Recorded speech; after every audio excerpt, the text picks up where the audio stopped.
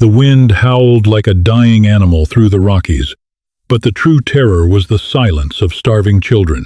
When a desperate, heavily built widow collapsed at Josiah's cabin door, he almost let her freeze.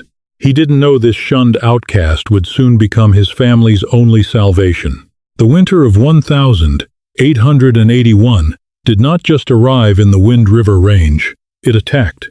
For Josiah Dalton, a mountain man who had carved a life out of granite and pine, the early blizzards were a death sentence. His wife had passed of mountain fever the previous spring, leaving him alone with 8-year-old Levi and 5-year-old Sarah. Grief had made Josiah reckless, and a hunting accident in November had left him with a shattered collarbone. Unable to run his trap lines, he watched in helpless agony as his winter stores dwindled to nothing. By January, the Dalton cabin was a tomb of freezing shadows.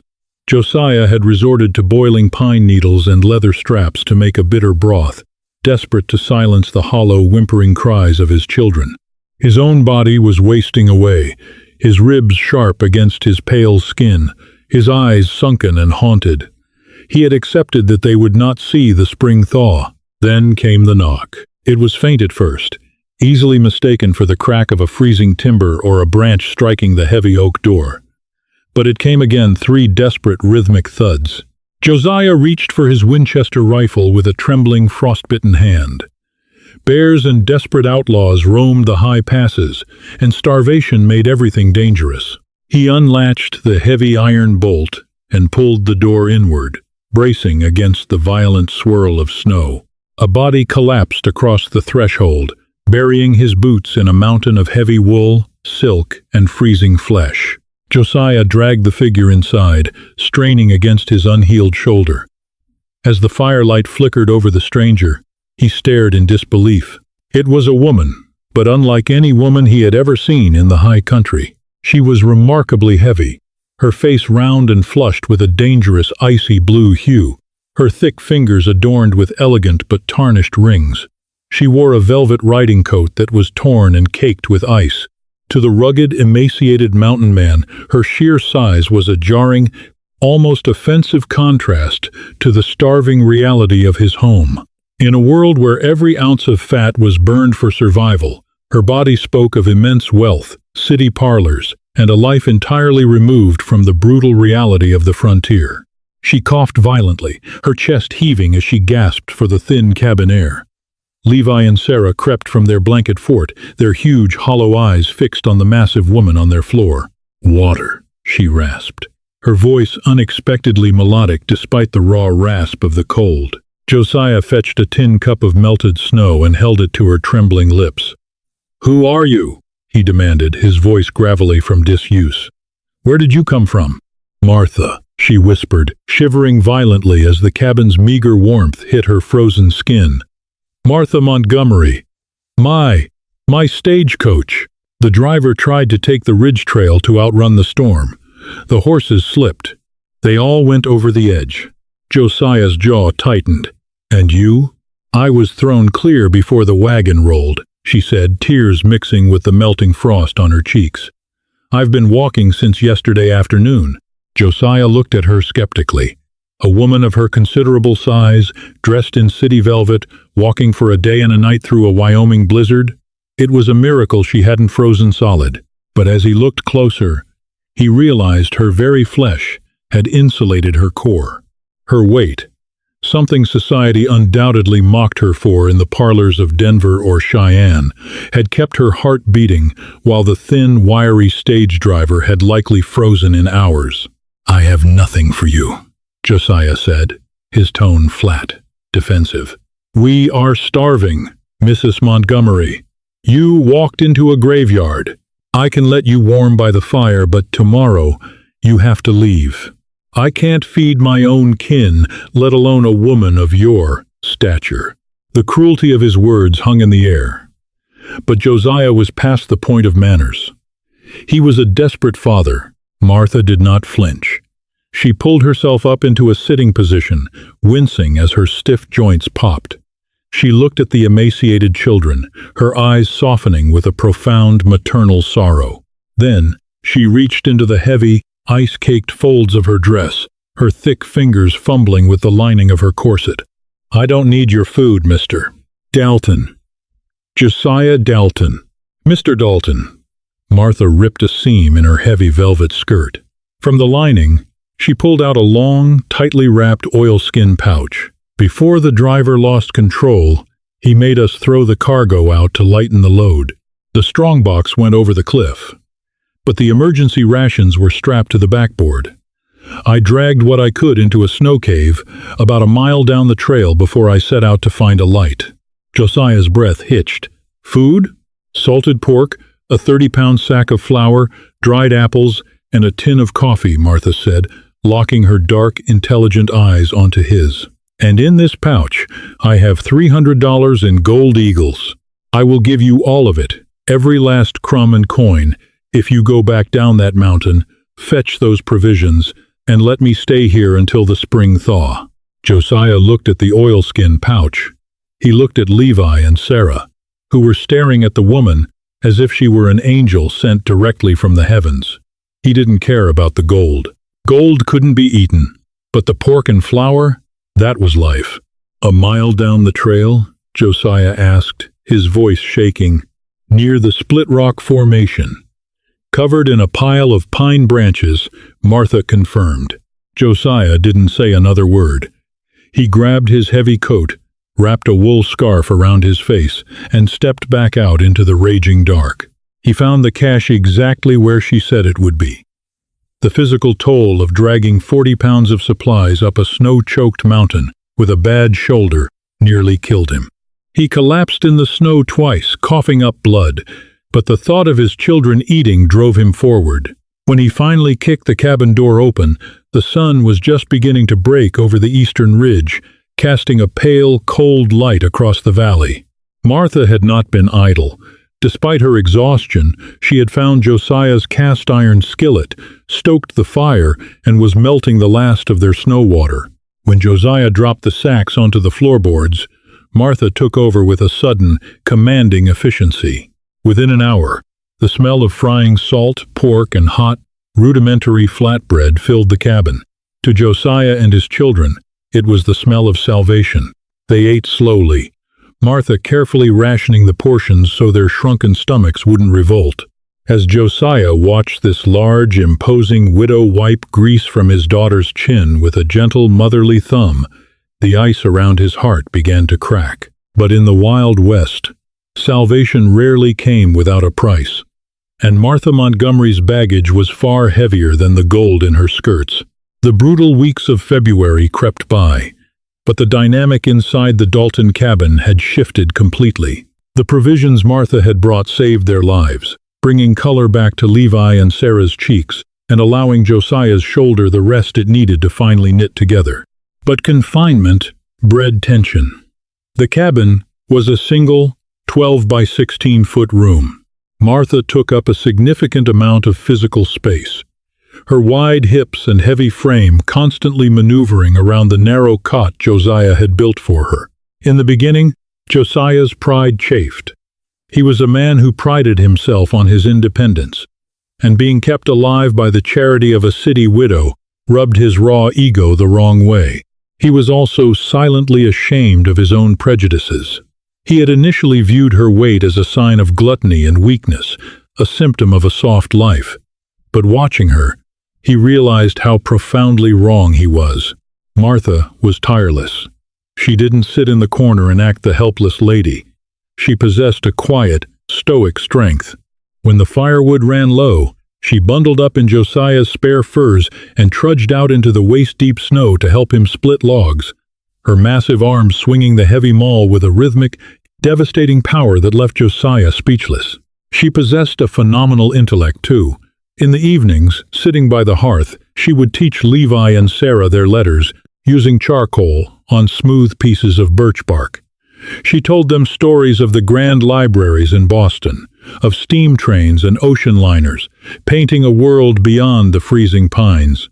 One evening in early March, while the children slept, Josiah sat across from Martha, whittling a new trap trigger. The wind was quiet for the first time in days. "You never did say why you were on a stagecoach in the dead of winter, Mrs. Montgomery," Josiah said quietly, not looking up from his knife. "A woman of your means should be wintering in San Francisco or back east." Martha paused her mending. She was sewing a patch onto Levi's trousers, her thick fingers remarkably nimble with the needle. She let out a long, heavy sigh, the firelight catching the deep sadness in her dark eyes. "My means are precisely why I was on that coach, Mr. Dalton," she said, her voice dropping to a whisper. "My late husband, Gideon, was a good man. He built the largest cattle operation in the Dakota Territory, but he had a weak heart. He died suddenly in his sleep this past October." Josiah stopped whittling. "I'm sorry for your loss." "Thank you," she nodded, but her expression hardened. "Gideon left everything to me. The ranch, the cattle, the bank accounts. But Gideon's younger brother, Beauregard, he is not a good man. He is a predator, a vulture in a fine suit." Martha set the trousers down on her lap, her hands trembling slightly. "Beauregard believed that a woman, especially a woman who looks like me, had no right to hold the Montgomery Empire. He tried to have me declared legally incompetent. When the judge threw his petition out, Beauregard changed his tactics. He decided that if he couldn't take my fortune through the courts, he would take it through marriage." Josiah frowned. "He tried to force you to marry him, his own brother's widow?" "He cornered me in my own home," Martha said, a cold edge of fear creeping into her tone. "He told me that accidents happen on big ranches, that it would be a shame if I fell from a horse or drowned in the creek. He gave me an ultimatum: marry him by Christmas, or he would ensure I didn't see the new year. He had already paid off the local sheriff, and half my ranch hands were terrified of him." Josiah's grip tightened on the handle of his knife. The frontier was a lawless place, and he knew exactly how easily a powerful man could make someone disappear. "So you ran," Josiah said. "I liquidated what I could into gold, sewed it into my clothes, and slipped out in the back of a supply wagon," Martha explained. "I was trying to reach Oregon. I have a cousin in Portland, I thought. I thought the winter would cover my tracks, but I didn't respect the mountains." She looked down at her hands. "I've been a burden to you, Josiah. I know my size makes things cramped in here. I know I am not the kind of woman men out here are used to, but you gave me a safe harbor. For that, I owe you my life." Josiah looked at her, really looked at her. He saw the soft curve of her jaw, the strength in her broad shoulders, the fierce, protective love she had already shown his children. She had survived a frozen wilderness that killed hardened men, and she had outsmarted a wealthy tyrant. She wasn't a burden. She was a force of nature. "Martha," Josiah said softly, leaning forward, "you kept my children from starving. You swung an axe beside me in the snow. I don't give a damn about what men back east think a woman should look like. Out here, survival is the only beauty that matters. And you are the strongest woman I've ever met." A deep blush crept up Martha's neck. It was the first time in her life a man had spoken of her strength with reverence rather than mockery. The air between them suddenly felt charged, heavy with an unspoken, profound respect that was rapidly shifting into something deeper, something warmer than the hearth fire. But the harsh reality of the West rarely allows for peace. By mid-April, the great thaw began. The snowpack turned to slush, the rivers swelled, and the valley began to bloom with the vibrant green of spring. Josiah's shoulder was fully healed, and he had managed to shoot a young buck, bringing fresh meat to their table. Laughter echoed in the cabin as Martha taught Sarah how to braid wildflowers. They were becoming a family. Josiah found his eyes lingering on Martha, captivated by her soft smiles, the deep, rich sound of her laughter, and the way her presence made the desolate mountain feel like a home. But the melting snow also opened the mountain passes. It was a Tuesday morning when the illusion of safety shattered. Josiah was out back, chopping the last of the winter deadwood, when he heard the unnatural snap of a branch echoing from the lower trail. It wasn't the rhythmic thud of a deer, nor the heavy, careless crashing of a bear. It was the cautious, deliberate footfall of horses. Josiah dropped his axe and crept to the edge of the tree line. Down in the valley, emerging from the morning mist, were 3 riders. They were heavily armed, wearing dark dusters, leading a pack mule. And at the head of the group was a man with a silver-studded saddle and a cruel, sharp face. Beauregard Montgomery hadn't given up. He had hired trackers, followed the rumors of a crashed stagecoach, and waited for the thaw. He was coming for his brother's widow, and he was bringing hell to Josiah Dalton's doorstep. Josiah sprinted back to the cabin, bursting through the door. Martha looked up from the stove, her face draining of color the moment she saw the wild, terrifying look in Josiah's eyes. "Get the children," Josiah ordered, grabbing his Winchester from the wall and frantically shoving brass cartridges into the loading gate. "Hide them in the root cellar." "Now, Josiah," Martha gasped, stepping toward him, her large frame suddenly rigid with terror. "Is it him?" "He's here," Josiah said, racking the lever of his rifle with a metallic clack that sounded like a death knell. "And he's brought gunmen." The heavy oak door slammed shut, and Josiah dropped the heavy iron crossbar into place just as the first shot rang out. The bullet splintered the thick wood of the window shutter, showering the small cabin with deadly shards. "Martha, the cellar!" Josiah roared over the deafening crack of a repeating rifle. Without hesitation, Martha grabbed Levi and Sarah. Her large, powerful arms scooped up both terrified children with shocking ease, hurrying them to the heavy trapdoor in the corner of the room. She lowered them into the dark, earth-smelling root cellar, handing Levi a lantern and a heavy skinning knife. "Do not make a sound, my brave boy," Martha whispered, her face pale but resolute. "Protect your sister."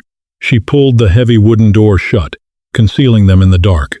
Outside, the gunfire ceased, replaced by the crunch of boots on the thawing mud. "Josiah Dalton," a voice boomed, dripping with aristocratic Southern arrogance. "My name is Beauregard Montgomery. I am looking for a runaway bride. You send her out here, and my men and I will ride back down the mountain. You keep her in there, and we will burn you out like rats." Josiah peered through a crack in the chinking. Beauregard stood safely behind a massive pine tree, while his 2 hired guns, hard-eyed drifters armed with Henry repeaters, fanned out, using the woodpile and the smokehouse for cover. Josiah had 1 rifle and only 14 rounds. It was a tactical nightmare. "You're trespassing on Dalton land," Josiah shouted back, his voice raw. "There ain't no bride here, just a widow who wants nothing to do with a vulture." A bullet ripped through the chinking inches from Josiah's face, showering his cheek with dust. "I warned you, mountain man." Beauregard sneered. He gestured to the larger of his 2 men, a scarred brute named Rulon. Rulon struck a match against his boot and held it to a bundle of oil-soaked rags tied to a pitchfork. The flames roared to life. Josiah's heart hammered against his ribs. He couldn't shoot Rulon without exposing himself to the other gunman, Emmett. If that fire hit the dry cedar shingles of the cabin roof, they would be trapped. He leveled his Winchester, calculating the impossible geometry of survival. Suddenly, a heavy hand fell on his shoulder. "No, Josiah," Martha said, her voice steady and chillingly calm. She had unpinned her hair, letting it fall around her broad shoulders, and in her hands she held the oilskin pouch of gold. "He wants me. He wants the Montgomery fortune. He won't burn the cabin if the gold is inside. But we can use his greed against him." "Martha, are you insane?" Josiah hissed, pulling her away from the window. "They will kill us both." "Beauregard is arrogant. He thinks my size makes me slow, and he thinks my gender makes me weak," Martha said, her dark eyes flashing with a dangerous, brilliant fire. "When I open that door, Rulon will drop the torch. Beauregard will step out to gloat.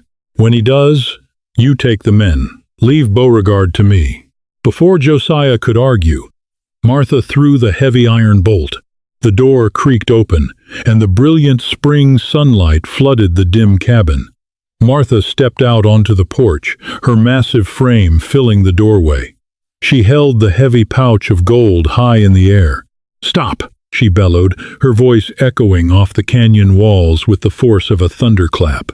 Rulon froze, the blazing pitchfork hovering inches from the porch roof. Emmett lowered his rifle slightly, stunned by the sheer, imposing presence of the woman. Beauregard stepped out from behind the pine, a cruel, triumphant smile twisting his sharp features. "Well, well. The great Martha Montgomery. You've lost weight, my dear, but you're still as stubborn as a mule. Throw the gold down. If you want it, Beauregard, you can come take it," Martha said, her voice dripping with venom. "Tell your dogs to stand down and let Mr. Dalton's children live. Or I swear to God, I will throw this gold into the roaring creek behind this cabin and watch it wash away to the valley." Beauregard's eyes darted to the rushing spring meltwater churning just 50 yards away. His greed flared, overriding his caution. He holstered his revolver and swaggered forward, gesturing for Rulon to extinguish the torch. "You always were a dramatic, oversized cow," Beauregard spat as he climbed the porch steps. "Hand it over." He reached for the pouch. But Martha didn't hand it over. Instead, with a speed that defied every assumption Beauregard had ever made about her, Martha swung the heavy, coin-filled oilskin pouch like a medieval flail. The 30 pounds of solid gold connected with the side of Beauregard's head with a sickening crunch. The wealthy tyrant stumbled, completely disoriented. Taking absolute advantage, Martha grabbed the lapels of his fine wool duster. Using her immense physical weight and the momentum of his stumble, she pivoted, throwing the man cleanly off the porch. Beauregard slammed into the thawing mud below, gasping for air as the wind was violently knocked from his lungs. "Now, Josiah!" Martha screamed, diving flat onto the porch timbers. Josiah stepped into the doorway, his Winchester raised. Rulon, panicked by the sudden turn of events, scrambled to raise his rifle, but Josiah was faster. A single shot echoed through the valley, and Rulon's rifle shattered, the impact spinning the brute into the dirt. Clutching a ruined hand, Emmett, seeing his employer incapacitated and his partner bleeding, dropped his weapon and raised his hands high into the air. "I surrender! I ain't dying for $50.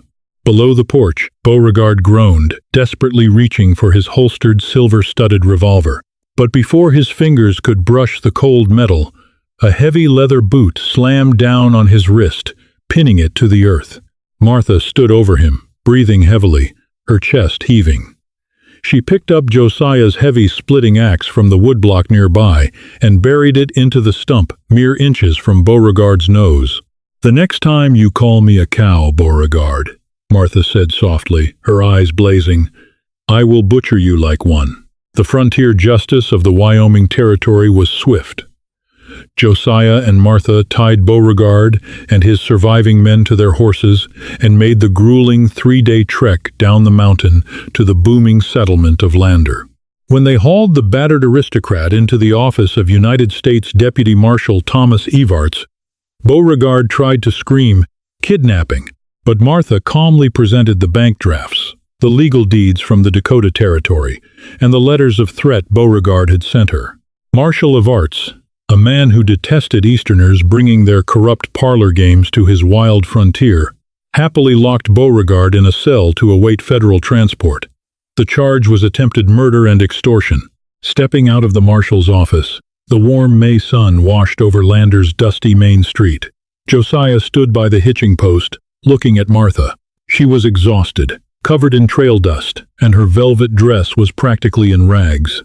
To Josiah, she was the most magnificent sight in the world. "He's gone," Josiah said quietly. "You're safe. You can go to Portland now, or back to the Dakotas. You have your life back." Martha looked down at her hands, the heavy rings now loose on her fingers after the brutal winter.